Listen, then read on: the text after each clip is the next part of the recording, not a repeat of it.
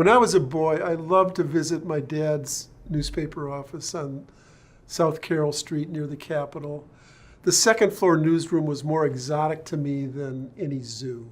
The glue pots, the smell of ink, the old copy editors in their suspenders, the teletype machine, the typewriters clacking away, and my dad in the middle of it all, in his element, just so happy.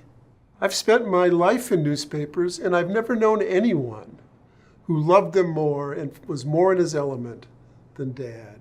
Everything about newspapers, the editing, the words, writing the right headline, talking politics, going into the back shop and talking to the printers. He just loved it all, even more than I realized.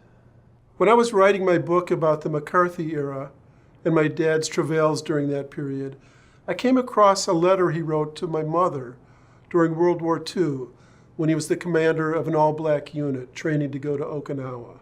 The night before he wrote that letter, he'd written a previous one to my brother Jimmy, who was 2 weeks old. And in that letter, he wrote, "It was a wonderful feeling to be sitting there and let the words and sentences and thoughts take shape. There's no other feeling like it in the world. And for me, there's no greater happiness, no more satisfying activity. Whatever else I do in my life, you can be sure that I will also write." Maybe you don't know it, but in addition to being a pretty good newspaper writer, I'm also a pretty good all-around newspaper man. I love everything connected with putting out a paper, from gathering the news, writing it, editing it, printing it, and watching it roll off the presses. This was Elliott Maraniss throughout his newspaper life. He instilled that same love of papers and of writing in me and in scores of young reporters he inspired through the decades.